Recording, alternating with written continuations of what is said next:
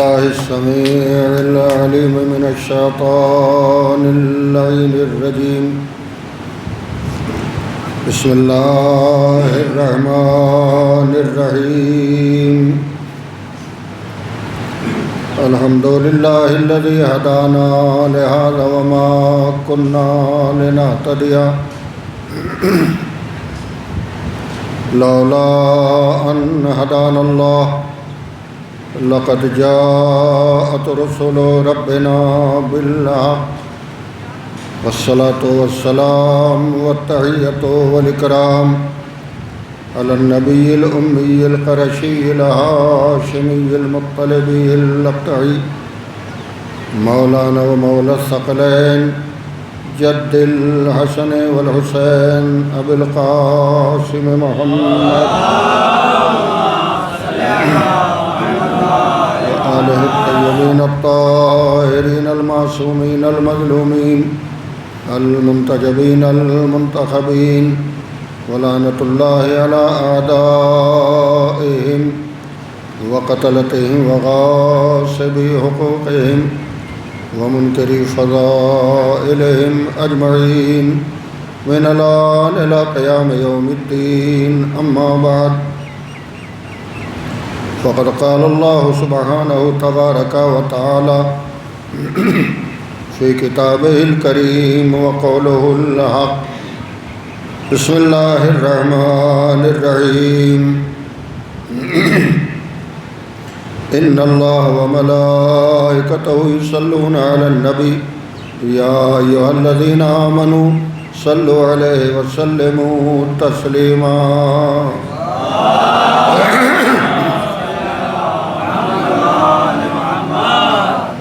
عزیزان گرامی، مشہور و معروف آیت ہے، ہر نماز کے بعد ہر نمازی تلاوت کرتا ہے، اور جب آیت ختم ہوتی ہے تو فوراً صلوات پڑھتا ہے۔ اس کا مطلب یہ ہے کہ اسے معلوم ہے کہ آیت میں صلوات پڑھنے کا حکم ہے، اسی لیے وہ صلوات پڑھ دیتا ہے، اور حقیقت حال ہے بھی یہی، اس لیے کہ ترجمہ یہ ہے کہ ان اللہ وملائکتہ، بے شک اللہ اور اس کے فرشتے، اللہ اور اس کے ملائکہ، یصلون علی النبی، نبی پر صلوات بھیجتے ہیں۔ یہ ہے خبر، یہ صاحبان ایمان کو خبر دی جا رہی ہے کہ اللہ بھی اور اس کے ملائکہ بھی نبی پر صلوات بھیجتے ہیں۔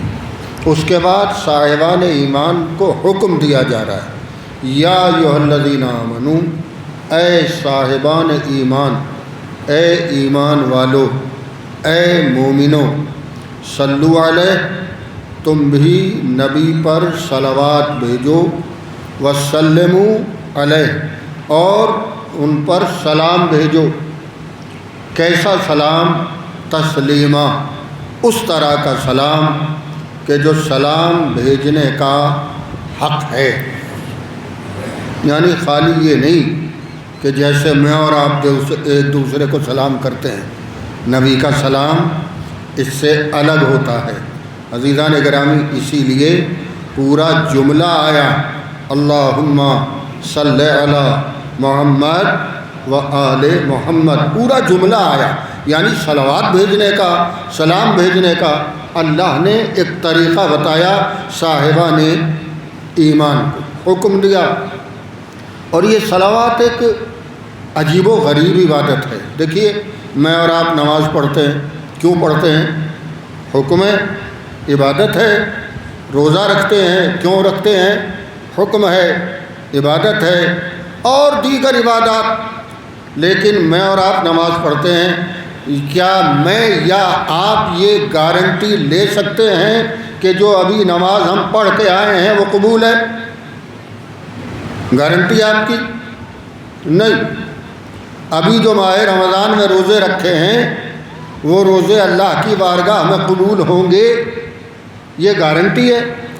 نہیں، جو حج حاجی کر کے آیا ہے وہ حج قابل قبول ہے یا نہیں، یہ گارنٹی ہے؟ نہیں۔ حاجیوں کا تو عجب حال ہے، ہم لوگ تو امام سے محروم ہیں، امام کی زیارت سے محروم ہیں، ہمارے امام تو پردہ غیب میں ہیں۔ جب امام چہارم علیہ السلام خود حج میں موجود تھے اور چاہنے والا حاجیوں کے مجمع کو دیکھ کے کہہ رہا تھا مولا بہت بڑا مجمع ہے حاجیوں کا، تو مولا نے اور تو کچھ نہیں کیا، اس کے اوپر اپنے دست امامت سے اس کی آنکھوں پر ہاتھ پھیرا، آواز دی اب دیکھو کہ کتنے حاجی ہیں۔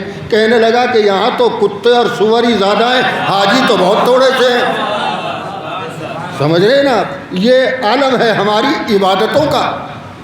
تو جب ہمیں اپنی نہ نماز کا بھروسہ، نہ روزے کا بھروسہ، نہ حج کا بھروسہ، نہ کسی عبادت کا بھروسہ کہ یہ قبول ہوگی، اس بات کی کوئی گارنٹی نہیں ہے، لیکن صلوات وہ عبادت ہے کہ جب بھیجی جائے گی تو نہ کبھی رد ہوگی نہ مردود ہوگی، ہمیشہ قابل قبول ہوگی۔ صلوات پڑھیں محمد والے محمد۔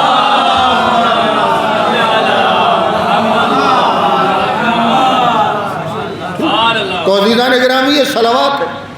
اور امام علی رضا علیہ السلام کا غالباً یہ قول ہے، ارشاد ہے کہ آپ نے فرمایا جب گناہ اتنے ہوں کہ تم ان کی مغفرت سے نا امید ہو جاؤ، جب گناہ اتنے زیادہ ہوں کہ تم ان کی بخشش سے نا امید ہو جاؤ، تو پھر طریقہ گناہوں کو بخشوانے کا فقط یہی ہے کہ اتنی صلوات بھیجو کہ صلوات کے سیلاب میں وہ گناہ خود بہہ جائے۔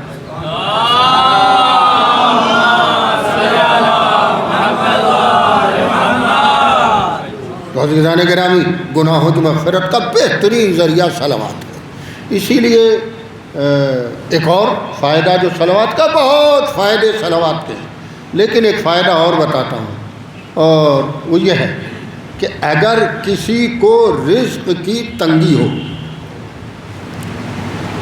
آج کل کے دور میں تو بڑا مشکل مسئلہ ہے رزق حاصل کرنا، اگر کسی کو رزق کی تنگی ہو تو اسے چاہیے کہ نماز صبح کے بعد 100 مرتبہ صلوات پڑھے، انشاءاللہ رزق کی تنگی ختم ہو جائے گی، رزق میں کشادگی ہو جائے گی، وسعت ہو جائے گی۔ کب پڑھے؟ نماز ظہرین کے بعد نہیں ہے، نماز مغربین کے بعد نہیں ہے، نماز فجر کے بعد، نماز صبح کے بعد۔ اور عزیزان گرامی نماز صبح ہی مشکل ہے، مگر اللہ یہ کہتا ہے کہ اسی نماز کے بعد پڑھو۔ یوں تو صلوات ہمیشہ فائدہ مند ہے جب پڑھی جائے، لیکن رزق کی کشادگی کے لیے جو روایات میں ہے وہ نماز فجر کے بعد صلوات کا پڑھنا ہے۔ لہذا اگر آدمی اس صلوات کی پابندی کرے گا تو خود بخود نماز صبح کا پابند ہو جائے گا۔ ہو جائے گا کہ نہیں ہو جائے گا؟ ایک فائدہ اس کا یہ بھی ہوگا۔ بہرحال آئیے، یہ باتیں تھیں جو میں نے آپ کی خدمت میں عرض کر دی۔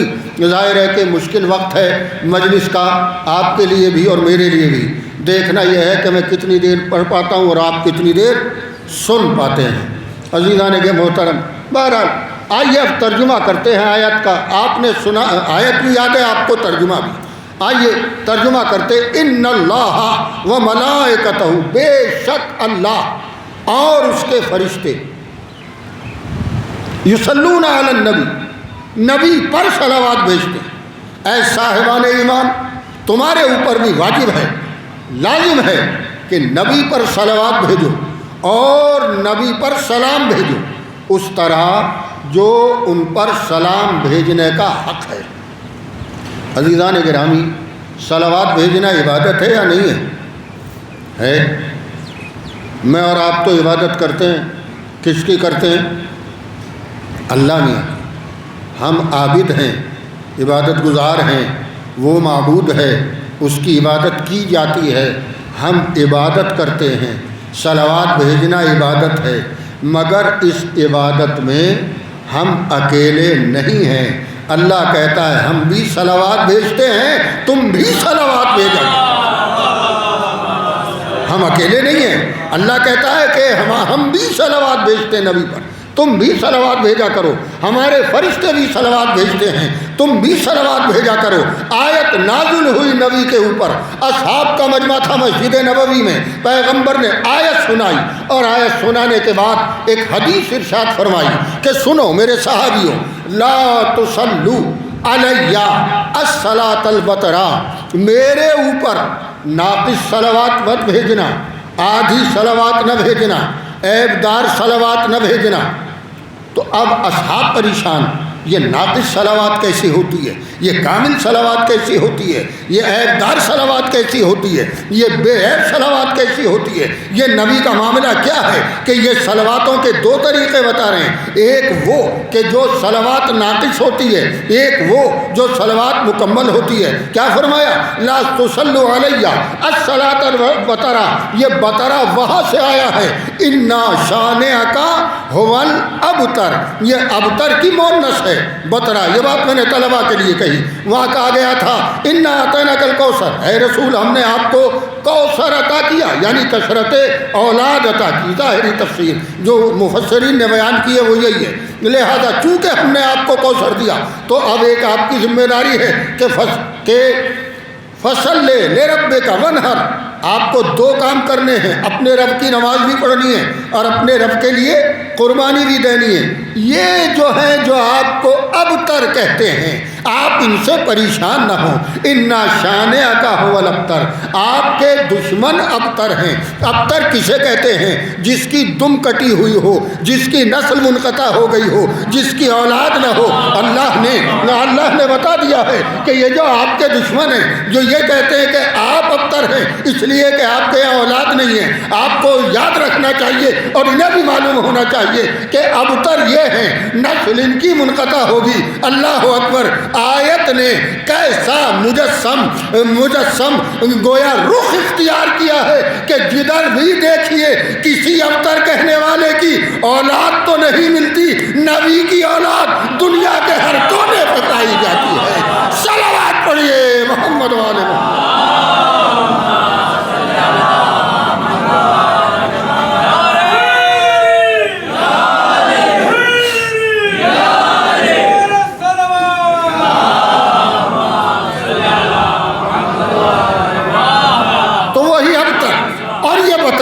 ناقص وہ بھی، ناقص یہ بھی، ٹھیک، بے عیب دار وہ بھی، عیب دار یہ بھی. ابتر مذکر ہے، بترا مؤنث ہے. تو حضور نے اپنے اصحاب سے فرمایا لا تصلوا علی الصلاۃ البترا، میرے اوپر ناقص صلوات مت بھیجنا. تو اصحاب پریشان، یہ صلوات کیسی ہوتی ہے جو ناقص ہوتی ہے؟ لہذا حضور نے پوچھ لیا، حضور سے پوچھ لیا اصحاب نے کہ حضور بتائیے تو ناقص صلوات کیسی ہوتی ہے، کامل صلوات کیسی ہوتی ہے؟ حضور نے فرمایا اگر تم اتنے پر رک جاؤ کہ اللہم صلی علی محمد تو یہ ناقص صلوات ہے. آگے بڑھ جاؤ وآل محمد بھی کہہ دو تو یہی مکمل صلوات ہے. صلوات پڑھے محمد والے محمد.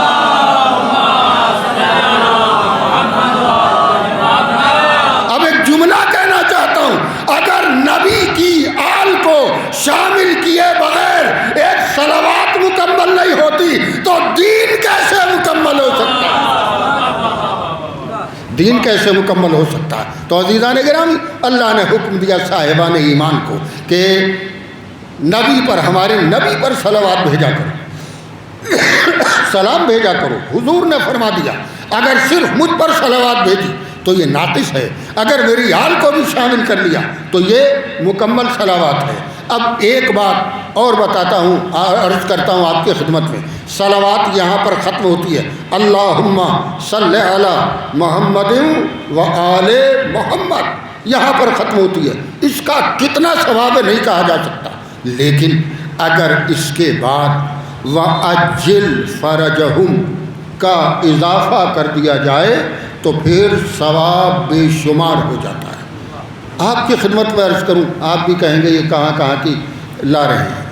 ایک کتاب ہے غدیر کے موضوع پر،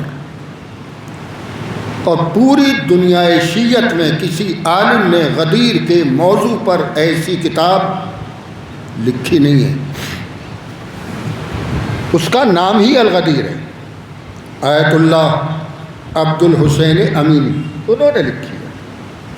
اب آپ ملاحظہ فرمائیے، وہ کہتے ہیں اگر کوئی آدمی اپنی صلوات میں ہاں اس سے پہلے ایک جملہ اور کہوں، الغدیر، غدیر کے موضوع پر بہترین کتاب دنیا شیعت میں. ایسی کتاب اس سے پہلے بھی نہیں لکھی گئی، اس کے بعد بھی ابھی تک نہیں لکھی گئی. اچھی خاصی ضخیم کتاب ہے، موٹی کتاب ہے. تو عزیزان گرامی، اب ظاہر ہے کہ جس نے ایسے موضوع پر اتنی بڑی کتاب لکھی ہو اس کے ثواب کا کیا کہنا. اور اس کتاب کو لکھنے کے لیے انہوں نے مطالعہ کرنے کے لیے ہندوستان کا سفر کیا، مصر کا سفر کیا، اور نہ جانے کہاں کہاں کا سفر کیا، ایران کا، عراق میں تو رہتے ہی تھے. لیکن یہ کہ پڑھا، بہت پڑھا، 10,000 کتابیں کم سے کم پڑھی، تب کتاب الغدیر لکھی. تو اب ثواب کا کیا کہنا. ٹھیک، وہ یہ کہتے ہیں کہ اگر اپنی صلوات میں کوئی واجل فرجہم کا اضافہ کیا کرے تو میں الغدیر کے لکھنے کے ثواب میں اس کو اپنے ساتھ شامل کرتا ہوں.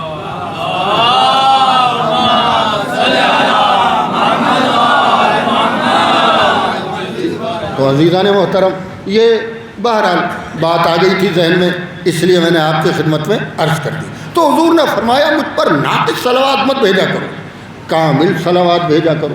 اور عزیزان گرامی، ساری چیزوں میں ادھر ادھر ہو سکتے ہیں مسلمان، مگر صلوات میں ادھر ادھر نہیں ہو سکتے. ہو سکتا ہے وہ نماز پڑھیں، اور ظاہر ہے ہر ایک اللہ ہی کے لیے پڑھتا ہے نماز، تو میں بھی، آپ بھی، وہ بھی. لیکن نماز میں جا کے ایک مرحلہ وہ آتا ہے کہ فقط اللہ کی عبادت کی نیت کرنے والا نمازی جب اس منزل پہ پہنچتا ہے تو مجبور ہوتا ہے کہ اب اللہ سے اپنے آپ کو ہٹائے. کدھر جائے؟ محمد والے محمد کی طرف جائے. کہاں جائے؟ حالت تشہد میں جائے. تشہد میں جب تک وہ صلوات نہیں بھیجے گا نبی اور ان کی آل پر، اس کا تشہد مکمل نہیں ہوگا، درست نہیں ہوگا. اور جب مکمل اور صحیح نہیں ہوگا تو نماز کیوں صحیح ہوگی؟ یہ میں اپنی طرف سے نہیں کہہ رہا ہوں، آپ سنتے رہتے ہیں. امام شافعی، ان کے جو 4 امام ہیں اہل سنت حضرات کے، ان میں ایک امام شافعی ہیں. وہ پیغمبر کو خطاب نہیں کرتے اپنے ان شعروں میں، خطاب کرتے ہیں آل محمد کو، خطاب کرتے ہیں پیغمبر کی آل کو. وہ کہتے ہیں، سنا ہوا آپ کا شعر، یا آل بیت رسول اللہ حبکم فرض من اللہ فی القرآن انزلہ. اے اہل بیت پیغمبر، آپ کی محبت اللہ کی طرف سے فرض ہے، اور اس فریضے کا حکم اللہ نے قرآن میں نازل کیا.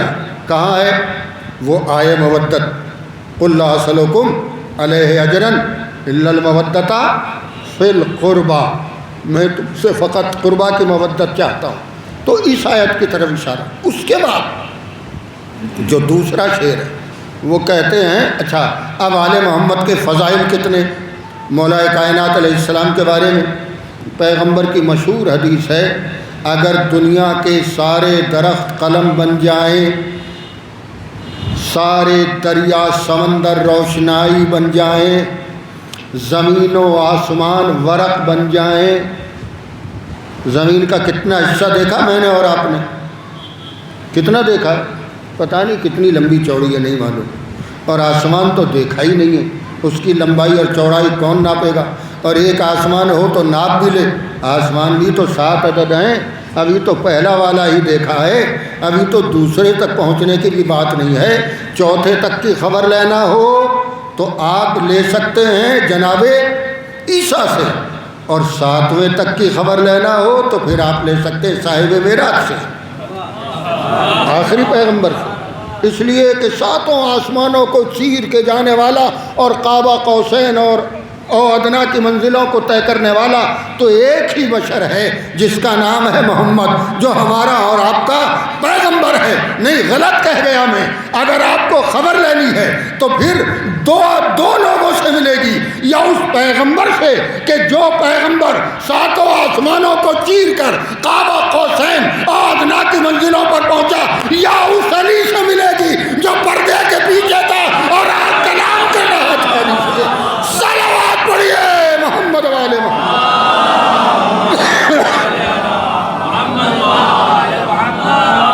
اسی لیے جب پیغمبر معراج سے آئے تو علی نے پوچھا وہاں کی خبریں آپ بتائیں گے یا میں بتاؤں؟ ہمیں جو ہوگا وہ تو بتائے گا، جو ہے ہی نہیں وہ کیسے بتائے گا؟ تو عزیزان محترم، بہرحال وہ یہ کہتے ہیں کہ تو اب یہ آل محمد کے فضائل کتنے ہیں نہیں معلوم انسان۔ ٹھیک، پیغمبر نے فرمایا سارے درخت قلم بن جائیں، سارے دریا روشنائی بن جائیں، زمین و آسمان ورق بن جائیں، جن و انسان مل کے علی کے فضائل لکھنا چاہیں تو لکھ نہیں سکتے۔ ٹھیک، اب یہ اتنے سارے فضائل ہیں۔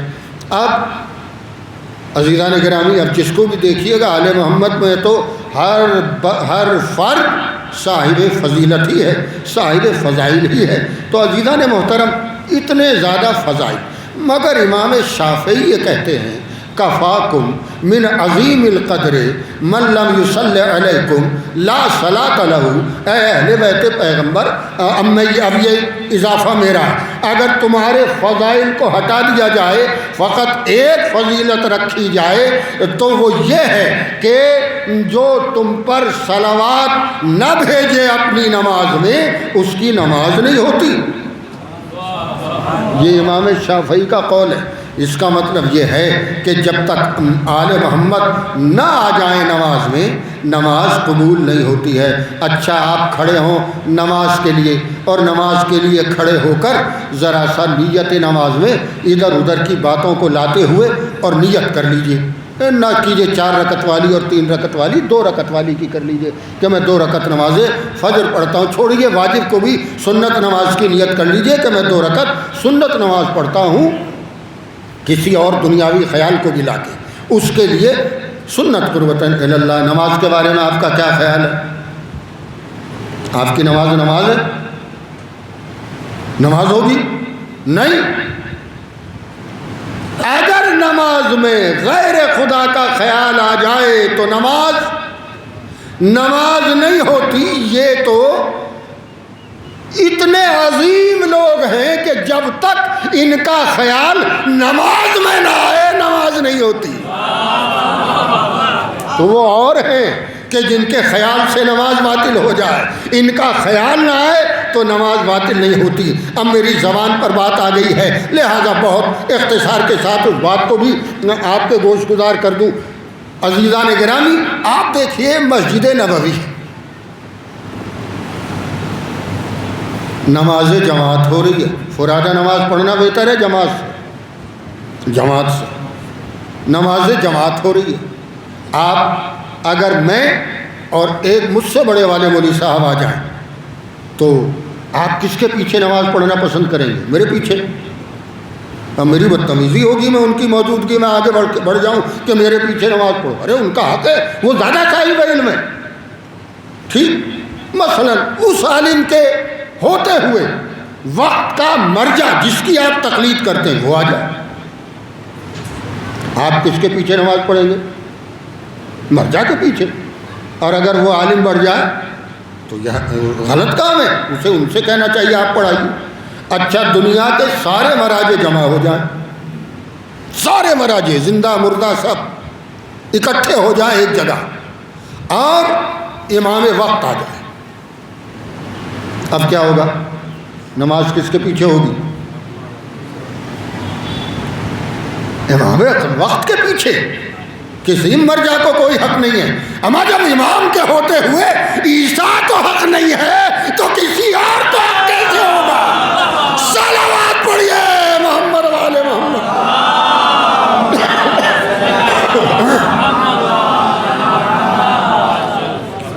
امام کے ہوتے ہوئے تو عیسیٰ جیسے نبی کو حق نہیں ہے کہ آگے بڑھ کے مصلی پہ کھڑا ہو کے کہے میرے پیچھے نماز پڑھیے. نہیں، امام وقت آگے آئے گا، عیسیٰ پیچھے جائیں گے. کیا ہوا؟ اگر مصلی پانی پہ بچھا ہے تو بچھا ہو، مگر وہ پانی پہ بچھے گا ان قدموں کی برکت سے کہ جو امام کے اس کے اوپر پڑیں گے. ٹھیک. تو عزیزان گرامی، اب وہاں مسجد نبوی ہے، اس میں جماعت ہو رہی ہے، پیغمبر بھی موجود ہے. کس کو نماز پڑھانی چاہیے؟ پیغمبر کو پڑھانی چاہیے نا.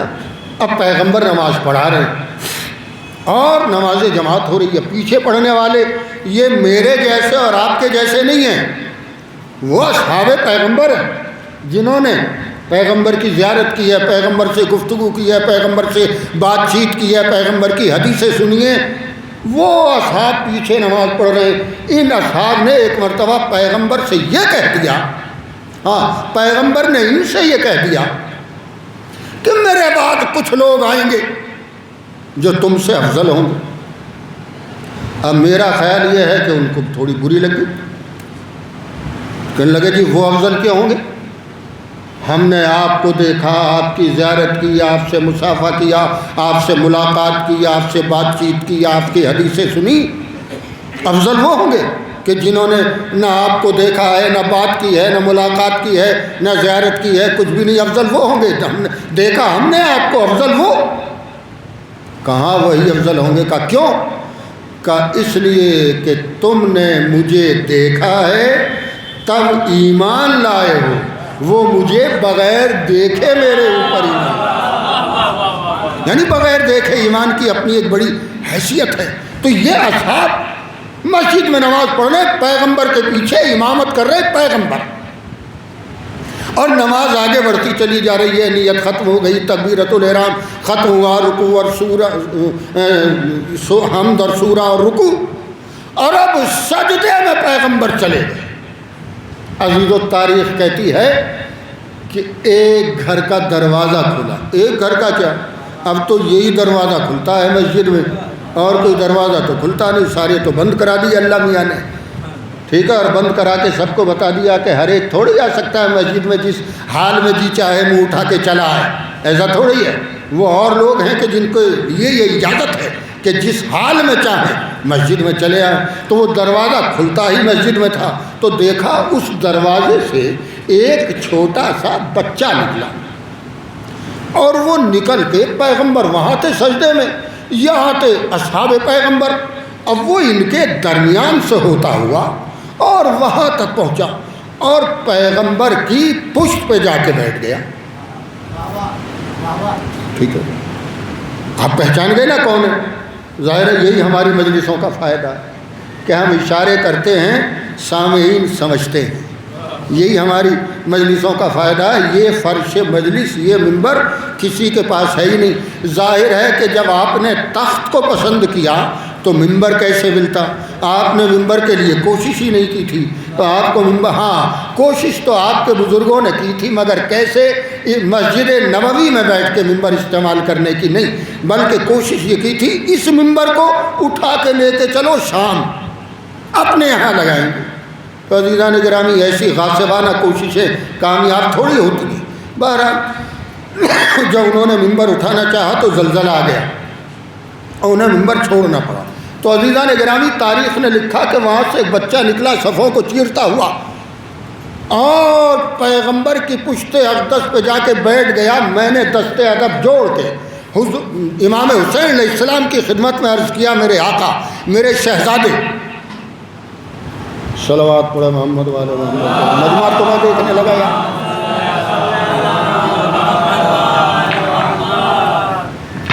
میں دست ادب جوڑ کے پوچھتا ہوں، میرے آقا، میرے شہزادے، یہ آپ یہاں سے نکلے ہیں، وہاں جا کے پشت پہ بیٹھے ہیں، یہ یہاں سے لے کے وہاں تک ایک آدھ پشت ہے؟ اتنی ساری پشتیں ہیں، جتنے اصحاب ہیں اتنی پشتیں ہیں. کسی اور بڑے تکڑے ہیں، بڑے دعوے دار ہیں. کسی صحابی کی پشت پر آپ بیٹھ جاتے تو آپ کا کام تو ہو جاتا. تو میرا حسین جواب یہ دے گا، میرا آقا جواب یہ دے گا، ہر پشت اس لائق کہا کہ ہم بیٹھے۔ ہر پشت تو اس لائق نہیں ہے کہ ہم بیٹھیں، ہم سمجھتے ہیں کون سی پشت اس لائق ہے کہ ہم بیٹھیں۔ اب یہ میرا شہزادہ وہاں تک پہنچا، پشت پیغمبر پہ بیٹھ گیا۔ اب عزیزان گرامی، پیغمبر کا سجدہ آگے بڑھتا جا رہا ہے، لمبا ہوتا جا رہا ہے۔ اگر مان لیجئے میں نماز پڑھاؤں، کوئی مولوی صاحب نماز پڑھاتے ہوں، ایک مرتبہ سبحان ربی الاعلیٰ و بحمدہ کہیں اور کہتے ہوں نماز میں، اور 2 مرتبہ کہیں تو مجمع سوچے گا آج کیا ہو گیا۔ جو 3 مرتبہ کہتے ہوں، اگر وہ 5 مرتبہ کہہ دیں، 7 مرتبہ کہہ دیں تو لوگ سوچیں گے کہ یہ کیا ہو رہا ہے۔ پیغمبر، اچھا آپ بتائیے کتنی مرتبہ ذکر سجدہ کر سکتے ہیں، آپ بتائیں۔ سجدے میں 1 مرتبہ تو واجب ہے، 3 مرتبہ سنت ہے۔ کوئی بہت جسے تقوی سوار ہو، کئی مرتبہ وہ ذکر سجدہ کر سکتا ہے، آپ بتائیے۔ 7 مرتبہ، 7 مرتبہ سے زیادہ نہیں۔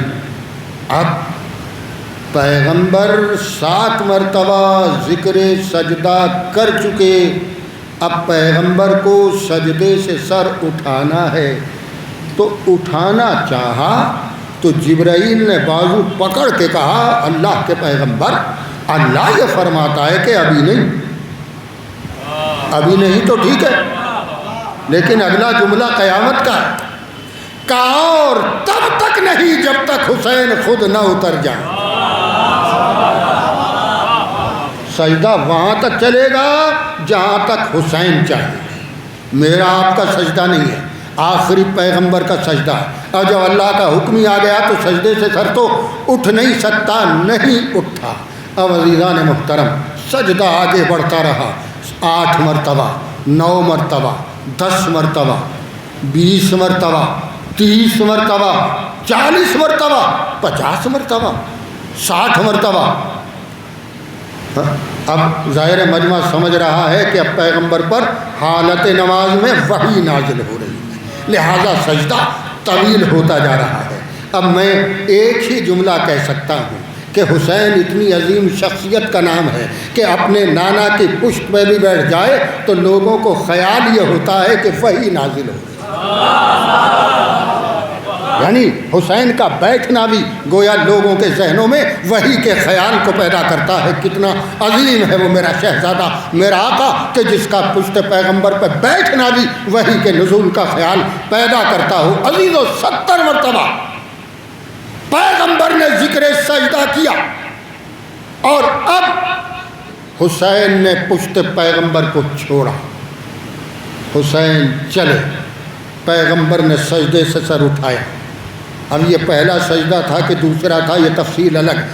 عزیزان گرامی، مجھے جو بات کہنی ہے وہ یہ ہے کہ میں اور آپ نماز پڑھیں، جو ابھی میں کہہ رہا تھا کہ میں اور آپ نماز پڑھیں، غیر خدا کہیں سے شامل ہو جائے نیت میں، نماز میں، تو نماز ہوگی نہیں۔ اب میں آپ سے پوچھتا ہوں، پیغمبر کی پشت پر ہیں حسین، 70 مرتبہ ذکر سجدہ کیا ہے، میں اس بات کو مانتا ہوں کہ جب تک حسین پشت پیغمبر پر نہیں آئے تھے، پیغمبر اللہ کی طرف توجہ کیے ہوئے تھے۔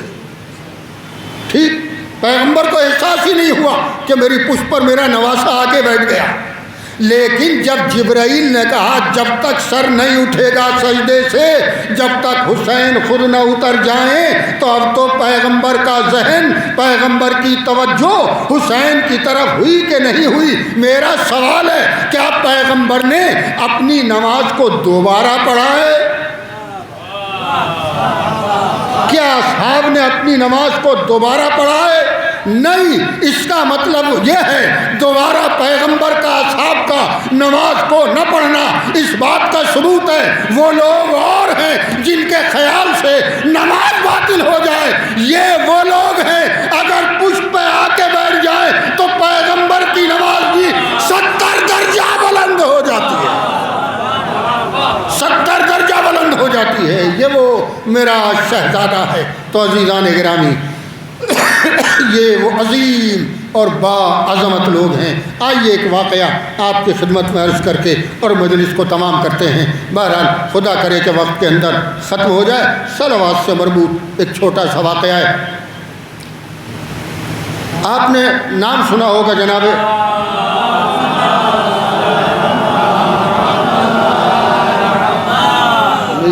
ٹھیک ہے خراب وقت ہے مجلس کا، مگر صلوات تو ٹھیک ہونی چاہیے۔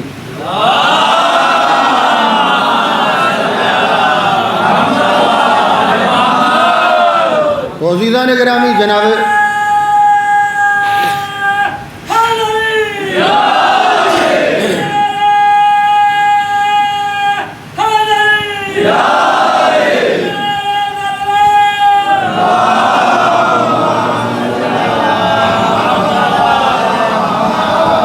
علامہ ہلی کا نام تو آپ نے سنا ہے، بہت بڑے عالم گزرے، ٹھیک، اور مجدد شیعت کہلاتے ہیں۔ عزیزان گرامی، یہ ایران جو ہے، ایران میں شیعت انہی کے ذریعے آئی ہے۔ اسلام کس کے ذریعے آیا؟ حضرت عمر کے ذریعے۔ آج بھی اصفہان جائیے تو مسجد عمر موجود ہے، وہاں ان کی ایمانداری ہے کہ اس مسجد کا نام بدلا نہیں ہے، آج بھی مسجد عمر ہے، ہم نے دیکھی ہے۔ نماز تو نہیں پڑھی اس میں، بس دور سے ہی دیکھ کے چلے آئے تھے، بلا وجہ ادھر ادھر نماز کرنے سے کیا فائدہ ہے۔ تو عزیزان گرامی، انہی کے ذریعے، علامہ ہلی کے ذریعے سے وہاں پر شیعت پہنچی ہے۔ ہوا یہ کہ اسلام تو وہاں آ گیا تھا، مگر بادشاہ بھی سنی،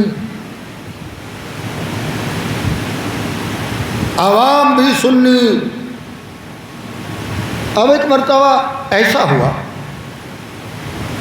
کہ بادشاہ سلامت، یہ سب کریک تو ہوتے ہی تھے بادشاہ حضرات، ٹھیک ہے، انہیں غصہ بھی بڑی جلدی آتا تھا۔ اب میں ایک لطیفہ آپ کو سناؤں بادشاہت کا مزاج پہچاننے کے لیے، ان بچوں کو بھی یاد ہوگا جنہوں نے کچھ تھوڑی بہت کتابیں پڑھی ہیں۔ ایک بادشاہ نے یہ خواب دیکھا کہ اس کے سارے دانت گر گئے، تو اس نے منجموں کو بلایا، منجم یعنی تعبیر خواب دینے والوں کو بلایا، جتنے تھے سب آئے، آ کے بیٹھے، کہنے لگا کہ میں نے خواب دیکھا ہے کہ میرے سارے دانت گر گئے، تعبیر دو۔ تو سب نے ایک تعبیر دی کہ صاحب اس خواب کی تعبیر یہ ہے کہ آپ کے جتنے رشتہ دار ہیں وہ سب آپ کے سامنے مر جائیں گے۔ بادشاہ کو غصہ آ گیا، کوئی بات ہے، میرے سارے رشتہ دار میرے سامنے مر جائیں، میں اکیلا زندہ رہوں گا؟ تو جس منجم نے یہ تعبیر دی تھی، کہا اس کو لے جاؤ، لے جا کے قتل کر دو، یہ میرے سارے رشتہ داروں کو مارے ڈال رہا ہے۔ دوسرے والے سے کہا تم بتاؤ۔ اس نے کہا صاحب اس خواب کی تعبیر یہ ہے کہ بادشاہ سلامت اپنے سارے رشتہ داروں سے زیادہ دنوں تک زندہ رہیں گے، کا اسے انعام دو۔ ہم مطلب کیا ہے؟ ہمیں جو مطلب پہلے تھا وہی مطلب تو اب ہے، بس لفظوں کے انتخاب کا فرق ہے۔ لفظوں کا انتخاب گفتگو کرنے والے کے لیے بڑی اہمیت رکھتا ہے، لہذا ہر بولنے والے کو چاہیے کہ لفظوں کا بہت سوچ سمجھ کے انتخاب کرے۔ یہ بادشاہانہ مزاج ہوتا ہے۔ تو وہ جو بادشاہ تھا ایران کا جس کا نام تھا الجائے تو خدا بندہ، اسے بھی کسی بات پر اپنی بیوی پہ غصہ آ گیا۔ آپ لوگ مت کیجیے گا جا کے غصہ، بیوی پر غصہ آ گیا۔ اب جب غصہ آ گیا تو غصہ ہے، فوراً اس نے کہا بیوی سے طلاق طلاق طلاق۔ یہ 3 طلاق آج تک گلے کی ہڈی بنی ہے، یہ نہ اگلتے بن رہی ہے نہ نگلتے بن رہی ہے۔ عزیزان محترم، اور یہ سارا احسان ان کے اوپر کس کا ہے معلوم ہے آپ کو؟ حضرت عمر کا۔ سارا کارنامہ انہی کا ہے، بیچارے آج تک ڈھو رہے ہیں۔ ایک آدمی نے انجام دیا، پوری پبلک ڈھو رہی ہے، ٹھیک، ایک مصیبت میں ہیں آج بھی۔ تو اس نے طلاق دے دی فوراً۔ کچھ دیر کے بعد جب ذرا غصہ ٹھنڈا ہوا تو بیوی بڑی پیاری تھی اس کی، بڑی محبت کرتا تھا، بڑا پریشان کہ اب کیا ہو، یہ تو ہاتھ سے نکل گئی، طلاق دے دی میں نے اس کو۔ تو علماء اسلام کو بلا کے بٹھایا اپنے تخت کے اوپر، کہا ایسا ایسا ہو گیا ہے، بتاؤ راستہ۔ تو ان کا ایک راستہ ہے۔ وہ کیا ہے؟ کہ وہ یہ ہے کہ آپ اپنی اس بیوی کا نکاح کسی اور سے کر دیجئے، اور وہ پھر اس کو طلاق دے، اور پھر اس طلاق کی عدت گزرے، آپ نکاح کر لیجئے۔ اسے کہتے ہیں شریعت میں حلالہ، یعنی حلالے کے بعد اجازت ہے آپ کو۔ کہنے لگا تم بیوقوف ہو کیا،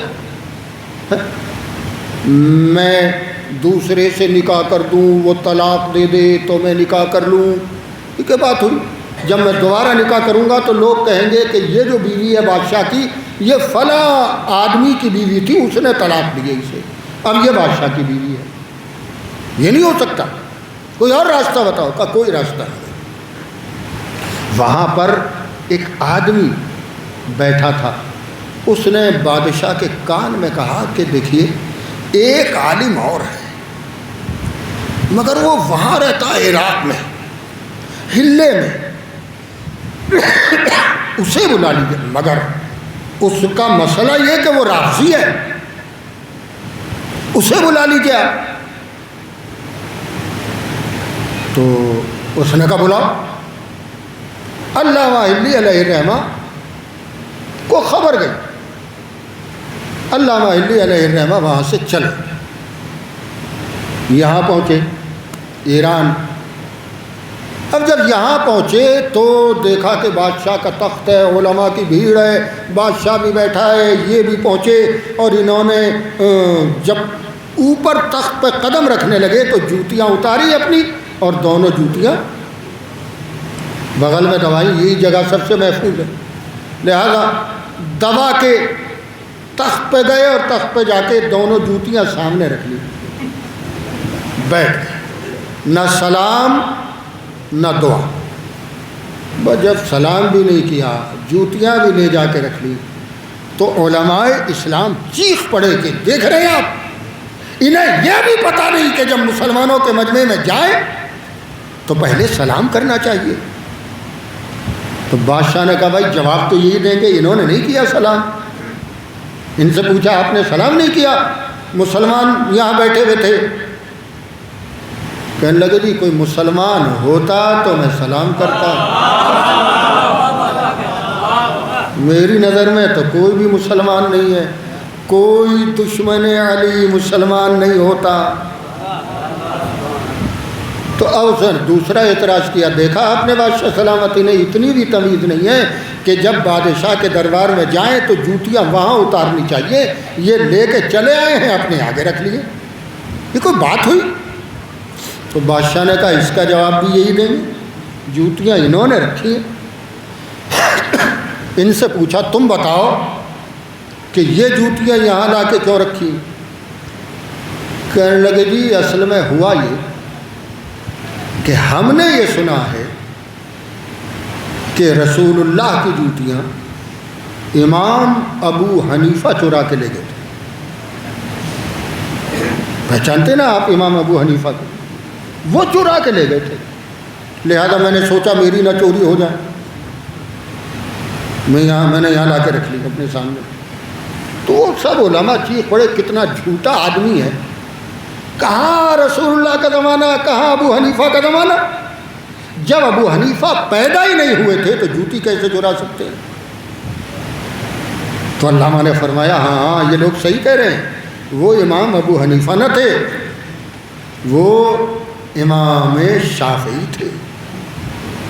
انہوں پھر چیخ پڑے کہ یہ جھوٹ بول رہے ہیں، امام شافعی تو امام ابو حنیفہ کے بعد پیدا ہوئے، وہ کیسے چرا سکتے ہیں؟ کہاں یہ لوگ صحیح کہہ رہے ہیں، وہ امام مالک تھے۔ تو ان کا جی وہ بھی کیسے چرا سکتے ہیں، وہ تو امام شافعی کے بعد بھی پیدا ہوئے۔ کہاں یہ لوگ صحیح کہہ رہے ہیں، امام احمد ابن حنبل نے چرائی تھی جوتیاں۔ تو پھر کہا کہ یہ جھوٹے آدمی ہے، کہاں چکر میں پڑے بادشاہ سلامت، وہ سب سے آخر میں پیدا ہوئے، وہ کیسے چرا سکتے ہیں؟ جب کہلوا لیا نا کہ چاروں میں سے کوئی بھی رسول اللہ کے زمانے میں نہیں تھا، تب علامہ ہندی نے فرمایا بادشاہ سلامت اسلام کا حکم آپ ان سے پوچھتے ہیں جنہوں نے حکم ان سے لیا ہے کہ جن میں سے کوئی بھی رسول کے زمانے میں نہیں تھا، اسلام کا حکم ہم سے پوچھئے، ہم نے اس سے لیا ہے جو گھر میں بھی رسول کے ساتھ تھا، میدان میں بھی رسول کے ساتھ تھا، معراج میں بھی رسول کے ساتھ، ہم سے پوچھئے حکم اسلام۔ بہرحال اب بادشاہ نے پوچھا بھائی میرے مسئلے کا کیا ہوا؟ کب آپ کی بیوی آپ کی آپ موج اڑائیے، کوئی مسئلہ نہیں ہے، طلاق ولاق نہیں ہوئی، غصے میں طلاق نہیں ہوتی، یہ شریعت اسلامی ہے، اللہ کی شریعت ہے، کوئی مذاق ہے؟ غصے میں طلاق نہیں ہوتی ہے، بیوی آپ کی ہے۔ تو اب مناظرے کی نوبت آ گئی۔ خیر علامہ نے مناظرہ بھی جیت لیا، لیکن یہ کہ جب علامہ مناظرہ جیت چکے تب بادشاہ نے کہا کہ ممبر لایا جائے دربار میں۔ ممبر لایا گیا دربار میں، علامہ سے کہا آپ مناظرہ جیت گئے، جائیے ممبر پہ اپنی جیت کی خوشی میں آپ خطبہ پڑھیے۔ علامہ گئے۔ ہم دیکھیں ملاحظہ کیجئے اور توجہ کیجئے کہ دشمن کتنا خطرناک ہے۔ علامہ پہنچے وہاں پر ممبر پہ، اللہ کی حمد کی، حضور پر صلوات بھیجی، حضور کی آل پر صلوات بھیجی۔ جب حضور کی آل پہ صلوات بھیجی تو بیچ مجمع میں سے ایک آدمی کھڑا ہوا۔ یہ آدمی کون تھا؟ یہ آدمی تھا سید۔ سید تو آپ جانتے ہیں، آپ سید ہیں، میں تو ہوں ہی نہیں، ٹھیک ہے؟ آپ جانتے ہیں نبی کی اولاد کو سید کہتے ہیں۔ اگر نبی کی اولاد بھی کو بھی نہ کہیں اور تھوڑا دائرہ وسیع کر لیں تو کم سے کم جناب ہاشم کی اولاد کو سید کہتے ہیں۔ یہ بھی سید تھا مگر یہ مولا علی کی اولاد ہی میں تھا، ٹھیک ہے؟ موصل کا رہنے والا تھا، لہذا سید موصلی کہلاتا تھا۔ موصل ایک شہر ہے عراق میں، وہاں کا رہنے والا تھا۔ عزیزان محترم، سید موصلی کہلاتا تھا۔ جب علامہ نے حضور کی آل پر صلوات بھیجی تو بیچ سے اٹھ کے کھڑا ہوا، کہنے لگا کہ آپ نے حمد خدا کی ٹھیک ہے، آپ نے نبی پر صلوات بھیجی، قرآن میں حکم ہے، مگر قرآن میں کہاں حکم ہے کہ نبی کی آل پر صلوات بھیجے؟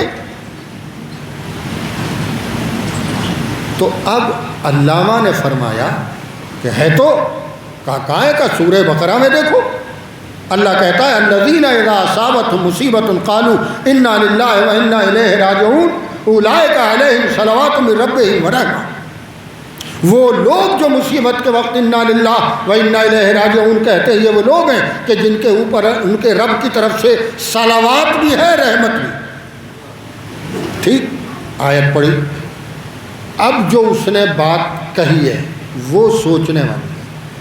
کہنے لگا نبی کی آل پر مصیبت ہی کون سی پڑھی کہ انہوں نے انا للہ و انا الیہ راجعون کہا ہو اور وہ اللہ کی طرف سے صلوات کے مستحق ہو گئے۔ کربلا گزر چکی ہے، 11 اماموں کی شہادت ہو چکی ہے، اس کے بعد بھی کہتا ہے آل محمد پر کون سی مصیبت پڑی؟ علامہ نے سوچا کہ اگر میں اس سے کہوں علی شہید ہو گئے تو یہ تاریخ کو جھٹلا دے گا، میں کہوں فاطمہ پہ ظلم ہوا تو جھٹلا دے گا، میں کہوں حسن کو شہید کیا گیا تو جھٹلا دے گا، میں کربلا بیان کروں تو جھٹلا دے گا، میں دیگر ائمہ کی شہادت بیان کروں تو جھٹلا دے گا۔ لہذا نہ کربلا بیان کی، نہ علی کی شہادت بیان کی، نہ فاطمہ کے مصائب بیان کیے، نہ حسن کی شہادت کا کوئی ذکر کیا، نہ ائمہ کی شہادت کا تذکرہ کیا۔ کوئی مصیبت ایسی نہیں تھی جس کا ذکر کیا ہو، لیکن انہوں نے جواب تو دیا۔ اب آپ بھی سن لیجیے اس جواب کو۔ کہتے میاں کسی شریف آدمی کے لیے اس سے بڑی مصیبت اور کیا ہو سکتی ہے کہ اس کی اولاد اس سے پھر جائے؟ تم اپنے آپ کو سید کہتے ہو اولاد رسول کہتے ہو، آل محمد کے فضائل برداشت نہیں کر سکتے؟ عزیزان گرامی، دشمن اس طریقے سے آل محمد کے فضائل کو گھٹانے کی کوشش کرتا ہے، سب کچھ انکار کر دیتا ہے۔ بس عزیزان محترم، میں نے پڑھ لیا اور آپ نے میرا بہت ساتھ دیا، کچھ نے سو کے اور کچھ نے جاگ کے، ہر حال میں آپ نے ساتھ دیا، اللہ آپ کو اس کی جزا عطا فرمائے۔ یہ آل محمد ہے جنہوں نے اپنی زندگیوں کو اللہ کے لیے یوں وقف کر دیا کہ ایک لمحہ بھی اپنے لیے نہیں گزارا، پوری زندگی اللہ کے لیے۔ وہ جو کہتے ہیں اِنَّ صَلَاتِي وَنُسُكِي وَمَحْيَايَ وَمَمَاتِي لِلَّهِ رَبِّ الْعَالَمِينَ، میری نماز، میری قربانیاں، میری زندگی، میری موت اللہ کے لیے، وہ یہیں پر پائی جاتی ہے، انہی کے یہاں پائی جاتی ہے۔ جب انہوں نے ضرورت محسوس کی کہ تلوار نیام میں چلی جائے تو تلوار قربتاً الی اللہ نیام میں چلی گئی۔ جب انہوں نے محسوس کی کہ تلوار نیام سے نکل آئے تو پھر جنگ جمل، جنگ صفین و نہروان وجود میں آ گئی، اور پھر ہوا یہ کہ علی کو حالت سجدہ میں ضربت لگا دی گئی۔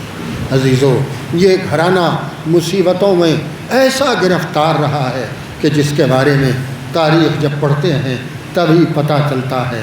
اور پھر وقت وہ آیا کہ جب حسن کی شہادت ہو گئی، گھر کے باہر زہر نہیں دیا گیا، گھر کے اندر بیوی نے زہر دے دیا، اور عزیزو کلیجے کے 72 ٹکڑے تشت میں گرے۔ عزیزان محترم، کیسا ہے یہ زمانہ کہ جو شریف لوگوں کو، اچھے لوگوں کو، اللہ والے لوگوں کو، اماموں کو برداشت نہیں کر پایا۔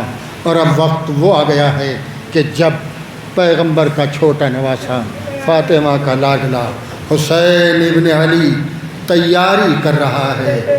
کاہے کی تیاری؟ مدینہ چھوڑنے کی تیاری۔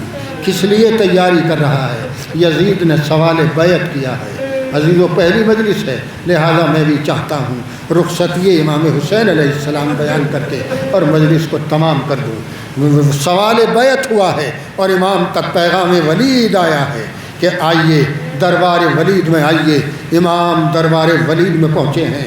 ولید نے یزید کا خط رکھا ہے جس میں لکھا ہے کہ یا ان لوگوں سے بیعت لے لے یا ان کا سر کاٹ لے۔ عزیز حسین نے خط پڑھا، حسین کا نام بھی ہے۔ فرماتے ہیں ٹھیک ہے، جب کل کو بلانا سب کو تو مجھے بھی بلا لینا، جو مناسب سمجھوں گا جواب دوں گا۔ لو عزیزو، اور یہ کہہ کے حسین اٹھنے لگے۔ جب یہ اٹھنے لگے تو برابر میں بیٹھا ہوا مروان وہ کہنے لگا، ولید، اگر آج حسین تیرے ہاتھ سے نکل گئے تو کبھی تیرے ہاتھ نہیں آئیں گے، یا سر کاٹ لے یا بیعت لے لے۔ یہ وہ جملہ تھا کہ جس نے ایک جملہ حسین سے کہلایا، یا ابن الزرقاء، اے نیلی آنکھوں والی عورت کے بیٹے، تیری یا ولید کی یہ مجال کہ مجھ سے بیعت لے لے یا میرا سر کاٹ لے۔ یہ جملہ حسین نے بآواز بلند کہا تھا۔ آواز دربار کے باہر تک چلی گئی، دروازہ ٹوٹ گیا۔ نوجوانان بنی ہاشم آگے آ گئے اور آگے آگے عباس تھے۔ کس نے میرے آقا کی شان میں گستاخی کی ہے؟ ذرا مجھے پتہ تو چلے۔ حسین نے سینے پہ ہاتھ رکھ دیا، بھیا یہ کربلا نہیں ہے، بھیا یہ مدینہ ہے۔ میں کہوں گا آقا، ارے کربلا میں بھی کہاں عباس کو اجازت؟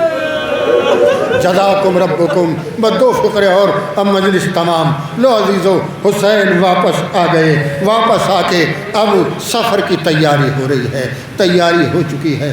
حسین کی ایک بیٹی ہے جس کا نام ہے سغرا۔ اللہ نے 3 بیٹیاں دی ہیں حسین۔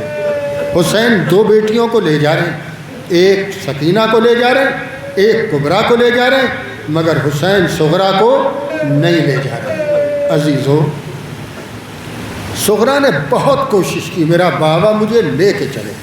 میر انیس کی لفظوں میں بتاؤں آپ کو، میر انیس کہتے ہیں سغرا نے یہاں تک کہا، میں یہ نہیں کہتی کہ ہماری میں بٹھا دو، بابا مجھے فضا کی سواری میں بٹھا دو۔ مطلب سمجھتے ہیں نا آپ اس کا کیا ہے؟ عزیزو فضہ کنیز کا نام ہے، صغرا شہزادی کا اور بیٹی کا نام ہے۔ اس بیت کا مطلب یہ ہے کہ بابا اگر بیٹی سمجھ کے نہیں لے جانا چاہتے تو کنیز سمجھ کے لے چلو، مگر مجھے مدینے میں نہ چھوڑو۔ حسین تیار نہیں، ساری تیاری مکمل ہو گئی، بیٹی نے سوچنا شروع کیا اب مجھے کیا کرنا چاہیے کہ میرا بابا مجھے لے کے چلے۔ سوچتی رہی، فکر کرتی رہی، مگر نتیجہ کچھ نکلا نہیں۔ ہاں بہت دیر کے بعد اس نتیجے پر پہنچی کہ میرا بابا کبھی میری پھوپھی زینب کی بات نہیں ٹالتا، میں اپنی پھوپھی سے کہتی ہوں میری پھوپھی میری سفارش کرے گی، میرا بابا مجھے لے کے چلے گا، لہٰذا زینب کے پاس پہنچی۔ پھوپھی اماں آپ کہیے نا بابا سے میرا بابا مجھے لے کے چلے۔ زینب نے بھتیجی کا بازو پکڑا، لے کے بھائی کے پاس پہنچی۔ عزیزوں حسین نے دیکھا زینب آئی ہیں، صغرا کو لے کے آئی ہیں، سمجھ گئے حسین، مگر زینب کو بولنے کا موقع دیا۔ زینب نے کہا بھیا میں آپ کی خدمت میں آئی ہوں، بہن بتاؤ کیا کہنا چاہتی ہوں؟ بھیا بس اتنا کہنا ہے، آپ سکینہ کو لے جا رہے ہیں، آپ کبریٰ کو لے جا رہے ہیں، آپ صغرا کو بھی لے کے چلیے، اس کی ذمہ داری میں لیتی ہوں۔ عزیزو سنو اور دلوں پہ ہاتھ رکھ کے سنو، فاطمہ کی اولاد ہو تم۔ عزیزو سنو، ایک مرتبہ حسین کہتے بہن اب تو کہہ دیا، اب مت کہنا، میں صغرا کو نہیں لے جا سکتا۔ زینب نے کہا بھیا آخر بات کیا ہے، آپ کیوں نہیں لے جا سکتے؟ کہا زینب سنو، میں سکینہ کو لے جا رہا ہوں، وہ میری ہم شکل ہے، میں کبریٰ کو لے جا رہا ہوں، وہ میری ہم شکل ہے، مگر میں اپنی صغرا کو نہیں لے جا سکتا، اس لیے کہ یہ میری بیٹی میری ماں فاطمہ زہرا کی ہم شکل ہے۔ میں نہیں چاہتا کہ جب میری بیٹیاں کل شام کے بازار میں لے جائی جائیں تو میری وہ بیٹی جو میری ماں کی ہم شکل ہو وہ درباروں میں پھرائی جائے، وہ بازاروں میں پھرائی جائے۔ جزاکم اللہ خیر الجزا۔ لو عزادارو تیاری ہو گئی، اب مورخ کا بیان سنیے۔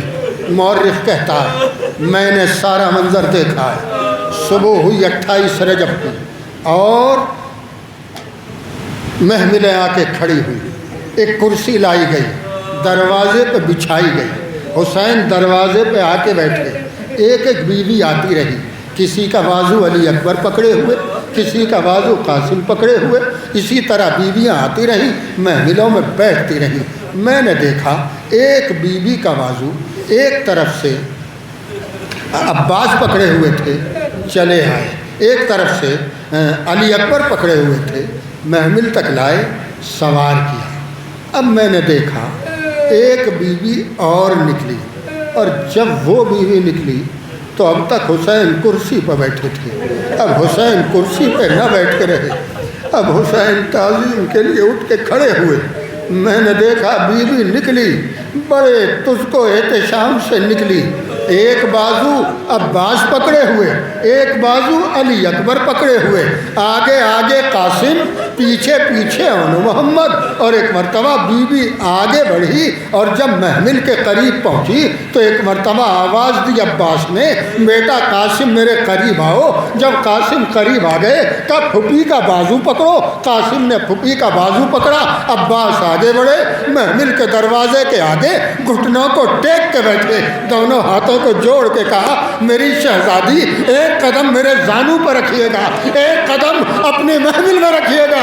عزیزو زینب اس طرح سوار ہو گئی۔ عزیزو میں کہتا ہوں عباس ارے یہاں سوار کر دیا، ذرا کربلا میں آؤ، آگے دیکھو 11 محرم کو زینب آواز دے رہی۔ جزاکم ربکم ختم ہو گئی عزیزو مجلس، لیجئے رخصت ہو گئے، قافلہ حسینی رخصت ہو گیا، آخری منظر اور اس کے بعد مجلس تمام، حسینی قافلہ رخصت ہو گیا۔ کچھ دور آگے بڑھا تھا کہ علی اکبر نے بتایا بابا صغرا ہمارے پیچھے پیچھے آ رہی۔ حسین نے قافلہ روکا، قافلہ رکا، صغرا قریب آئی، جب صغرا قریب آ گئی تو پوچھا بیٹی تم کیوں آ گئی، تم نے تو رخصت کر دیا تھا۔ بابا آخری مرتبہ اپنے بھیا علی اصغر سے ملنا چاہتا، بابا آخری مرتبہ علی اصغر سے ملا، پھر میں چلی جاؤں۔ جاؤ بیٹی بھیا سے مل لو۔ صغرا ماں کی محمل کے قریب پہنچی، بھیا کو آواز دی، بھائی نے پلٹ کے دیکھا، بہن نے ہاتھ بڑھائے، بھیا گود میں آ گئے، گود میں لے کے پیار کیا، اور پیار کرتے کرتے یہ جملہ کہا، بھیا سب چھوڑ کے جا رہے ہیں، کیا تم بھی بہن کو چھوڑ کے چلے جاؤ گے؟ بس عزیزو کچھ وقت گزر گیا، اب ایک مرتبہ حسین نے کہا صغرا بھیا کو دے دو، عزیزو صغرا نے کہا بابا میں نہ دوں گی، ارے جس کی گود میں چلے جائیں وہ لے لے۔ ایک مرتبہ ماں آگے بڑھی، رباب نے گود پھیلائی، علی اصغر نے بہن کی گود نہیں چھوڑی، سکینہ نے آغوش پھیلائی، علی اصغر نہیں آئے، زینب نے ہاتھ بڑھائے، علی اصغر نہیں آئے، بیویوں نے ہاتھ بڑھائے، علی اصغر نہیں آئے۔ جب علی اصغر نہیں آئے اب حسین آگے بڑھے، ہاتھ نہیں بڑھائے، علی اصغر کے کان پہ منہ رکھ کے کہا، کچھ منہ رکھ کے کہا، بس جیسے ہی کچھ کہا علی اصغر بابا کی گود میں آ گئے۔ علی اصغر تو آ گئے مگر صغرا تڑپ گئی، بابا آپ نے کیا کہہ دیا کہ علی اصغر نے میری آغوش کو چھوڑ دیا؟ میں کہوں گا بیوی، شاید مولا نے کہا ہوگا اے علی اصغر اگر تم یہاں رہ گئے تو تیر اور ملا کا نشانہ کربلا میں کون بنے گا؟ بس عزیزو ختم مجلس، قافلہ چلا گیا۔ اب روز عاشور آخری واقعہ، روز عاشور آئے، حسین ایک بلندی پہ کھڑے تھے، مددگاروں کو پکار رہے تھے، کسی نے آ کے سلام کیا، حسین نے سر اٹھا کے دیکھا، کون؟ کہ آقا میں قاصد صغرا ہوں، میں آپ کی بیٹی کا خط لایا، لاؤ خط مجھے دے دو۔ خط لیا، دو خط نکلے، ایک علی اکبر کے نام، ایک حسین کے نام۔ حسین نے اپنا خط کھولا، پڑھنا شروع کیا، سلام ہے، اس کے بعد لکھا ہے بابا آپ نے وعدہ کیا تھا مجھے بلوا لیجیے گا، بابا آپ کو نہیں بلایا، بابا چچا عباس نے وعدہ کیا تھا وہ مجھے بلائیں گے، آپ انہوں نے بھی نہیں بلایا، بابا بھیا علی اکبر نے وعدہ کیا تھا انہوں نے بھی وعدہ پورا نہیں کیا، مگر بابا میں ایک بات کہنا چاہتی ہوں، جب بھلی بھیا علی اکبر کی شادی کیجئے گا، جب سہرا باندھیے گا تب مجھے فراموش نہ کیجیے گا۔